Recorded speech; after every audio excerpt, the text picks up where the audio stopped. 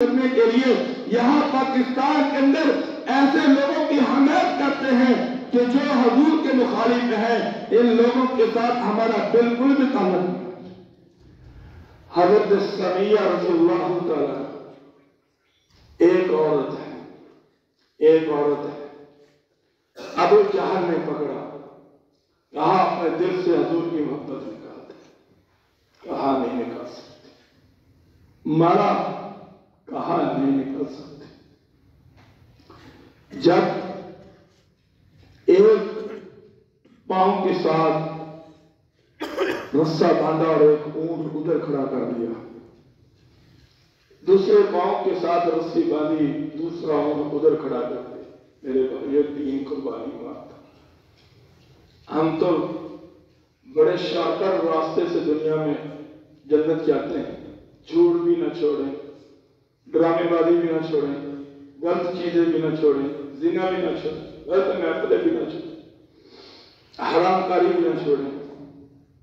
ایک پاؤں ادھر ایک ادھر، اس اونٹ کے پاس ایک آدمی کھڑا کر دیا، اس اونٹ کے پاس دوسرا آدمی کھڑا کر دیا، خود تلوار لے کر حضرت سمیہ کے جسم کے اوپر کھڑا ہو گیا، کہا کہ اتنا کہہ دے کہ مجھے حضور سے محبت نہیں، تیری جان بخش دی۔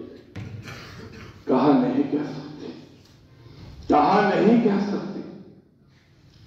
ابو جہل نے اشارہ کیا، اونٹ دوڑے، جسم کے دو ٹکڑے ہو گئے، ایک ٹانگ ادھر ہوگی ایک ادھر ہوگی، درمیان میں زبان سے یہ آواز آئی کہ زمین و آسمان میں رہنے والے لوگوں، گواہ رہنا کہ سمیہ نے حضور سے وفا کا پورا عہد پورا کر دیا، اپنی جان اللہ کے راستے میں دے دی، اپنے جسم کو اللہ کے راستے میں کٹوا دیا، تو ٹکڑے کروا دیے، لیکن حضور کی محبت کا سودا نہیں۔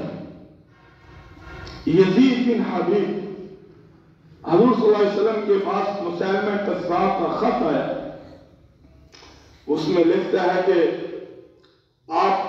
میں آپ کو نبی ماننے کے لیے تیار ہوں، لیکن میری ایک شرط ہے کہ جہاں میں رہتا ہوں یمن کے اندر، وہاں میں نبی ہوں گا، باقی آپ نبی رہیں، اور میرے ساتھ معاہدہ کر لیں، ہمارا لڑائی جھگڑا ختم ہو جائے گا۔ حضور نے وہ خط پڑھا اور کہا کہ لانے والوں کو اگر قاصدوں کو قتل کرنا جائز ہوتا تو میں تمہیں قتل کر دیتا، لیکن نہیں۔ حضور نے کہا کہ مسیلمہ کذاب جھوٹا ہے، اور ایک پرچی کے اوپر لکھ کر کہا کہ کون اس کو دے کر آئے گا۔ یزید بن حبیب، جس کی عمر 18 برس کے قریب تھی، مدینہ کے اندر اپنے سر کے اوپر ایک کھجوروں کا ٹوکرا لے کر بیچا کرتا تھا، وہ ایک دم کھڑا ہو گیا اور کھجوریں زمین پر بکھر گئی، کہا کہ میں یہ خط لے کر جاؤں گا، کہا راستہ بڑا مشکل ہے، حضور سے محبت تمہیں سود سے دور کرے گی، حضور سے محبت تمہیں مسجد کے قریب لائے گی، حضور سے محبت تمہیں قرآن کے قریب لائے گی، حضور سے محبت تمہیں زنا اور فرار سے دور کرے گی۔ اگر حضور سے محبت ہے تو 2 نمبر کام چھوڑنے پڑیں گے، اگر حضور سے محبت ہے تو پوری سنت کے مطابق زندگی گزارنی پڑے گی۔ حضور نے کہا یزید بن حبیب راستہ بڑا مشکل ہے، کہا کوئی پرواہ نہیں۔ ساتھیوں نے کہا کہ آپ کھجوریں دائیں بائیں کر دیتے، کہا جاتی ہے جائے اٹھاؤ کھاؤ، اگر میں کھجوروں کا صاحب لگانا شروع کر دیتا تو شاید یہ ثابت کوئی اور لے جاتا، اس لیے خط آپ مجھے دیں۔ خط لے کر یمن پہنچے، مسیلمہ کے دربار میں پہنچے، مسیلمہ کو خط دیا، مسیلمہ کو پڑھنا نہیں آتا تھا، ایک کو بلایا، کہا مجھے پڑھ کر سناؤ، اس کے اوپر لکھا تھا کہ مسیلمہ کذاب ہے، جھوٹا ہے۔ جب یہ پڑھا مسیلمہ کو غصہ آ گیا، اب اپنی عزت بچانے کے لیے، اپنی عزت لوگوں کے سامنے بچانے کے لیے اس نے یزید بن حبیب کو کہا کہ تو کہے کہ میں سچا ہوں، میں اللہ کا نبی ہوں۔ کہنے لگا مجھے سن نہیں رہا یہ کیا کہہ رہا ہے، کہا تو کہے کہ میں سچا ہوں، میں اللہ کا نبی ہوں؟ کہا مجھے سن نہیں رہا۔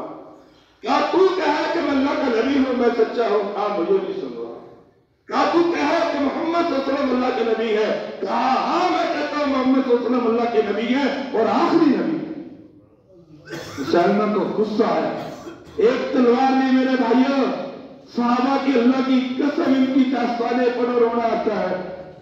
جب میں آج جمعے کی تیاری کر رہا تھا میری آنکھوں میں آنسو تھے کہ یار کیسے قربانی دی ان لوگوں نے، کیسے دین کے لیے اپنے آپ کو قربان کروا دیا۔ وہ آدمی کھڑا ہوا، مسلمہ کذاب تلوار لے کر آیا، ایک انگلی جسم سے علیحدہ کر دی، کہا گواہی دے کہ میں اللہ کا رسول ہوں۔ کہا نہیں مجھے نہیں سن رہا۔ دوسری انگلی کاٹ دی، تیسری کاٹ دی، چوتھی کاٹ دی، پانچویں کاٹ دی، پورا ہاتھ کاٹ دیا، چھٹی کاٹ دی، ساتویں، آٹھویں، نویں، دسویں، پورا ہاتھ کاٹ دیا۔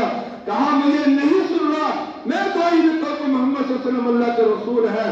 یہاں تک کہ گردن کٹوا دی، لیکن انہوں نے مسلمہ کو رسول نہیں مانا بلکہ یہ گواہی دی کہ محمد مصطفیٰ صلی اللہ علیہ وسلم اللہ کے رسول۔ اور وہ کن کے بیٹے تھے؟ ام عمارہ کے بیٹے تھے۔ ام عمارہ وہ عورت تھی جنگ احد کے اندر حضور کا جب اوپر ان کے حملہ ہوا، دشمن چاروں طرف سے آئے، ام عمارہ تلوار لے کر آئی۔ کسی نے کہا تمہارے 2 بیٹے شہید ہو گئے، کہنے لگی مجھے کوئی پرواہ نہیں۔ کسی نے کہا تمہارا خان شہید ہو گیا، کہا مجھے کوئی پرواہ نہیں، فی الحال مجھے فکر ہے، حضور کی فکر ہے۔ اور حضور نے کہا کہ میں نے اپنی آنکھوں سے دیکھا، کبھی دائیں ام عمارہ آ رہی ہے، کبھی بائیں آ رہی ہے، کبھی آگے سے کبھی پیچھے سے ام عمارہ حضور کی حفاظت کے لیے آ رہی ہے۔ اور اس وقت یزید بن حبیب ام عمارہ کے پیٹ میں تھے۔ جب ام عمارہ کو پتا چلا کہ تمہارا بیٹا حضور کی ختم نبوت میں قربان ہو گیا تو سجدہ میں سر رکھا اور کہا کہ الحمدللہ میں نے اپنے بیٹے کو اسی دن کے لیے دودھ پلایا تھا۔ اس لیے بھائیوں اپنے نبی سے محبت کرو، اپنے نبی سے وفا کرو، اپنے نبی سے حد سے زیادہ محبت کرو، سب کچھ چھوڑ دو، مال دولت عہدہ ہر چیز اگر حضور کی محبت میں قربان ہوتی ہے جانے دو۔ ارادے بڑے کرو، بڑے پختہ ارادے لے کر حضور غزوہ خندق کے اندر پتھر پہ جب تلوار کے اوپر پتھر کے اوپر تلوار مار رہے تھے، کہا یمن بھی فتح ہوگا، کسرا بھی فتح ہوگا، ایران بھی فتح ہوگا، روم بھی فتح ہوگا۔ کسی نے کہا پیڑ پہ پتھر باندھے ہوئے ہیں، بھوکے ہیں، بھوک کی حالت میں کپڑے پھٹے ہوئے ہیں اور بڑے بڑے خواب دیکھے جا رہے ہیں۔ تو حضور صلی اللہ علیہ وسلم کے بعد حضرت عمر نے پھر سے یہ سارے علاقے فتح کرتے تھے۔ دین کے اوپر چلنا ہے، ایک ایسی شمع، ایک ایسا ارادہ لے کر چلنا ہے کہ ہم نے دین کے اوپر بلندیوں کے اوپر جانا ہے، دین میں ترقی کرنی ہے اور دین کی طرف لے کر ہر گھر ہر جگہ یہ چیزیں پہنچانی ہے، لوگوں کو قرآن کی تعلیم دینی ہے، لوگوں کو ختم نبوت کے بارے میں بتانا ہے، لوگوں کو حضور کی محبت کے بارے میں بتانا ہے، لوگوں کو اسلام کے بارے میں بتانا ہے، لوگوں کو دین کے بارے میں بتانا ہے۔ اور یہ ارادہ لے کر اپنے آپ کی زندگی گزارو اور انشاءاللہ اللہ نے اس کو پایا تکمیل تک پہنچانا ہے۔ بس دعا ہے اللہ تعالی ہم سب کو مکمل حضور کی محبت نصیب فرمائے۔ وآخر دعوانا الحمدللہ۔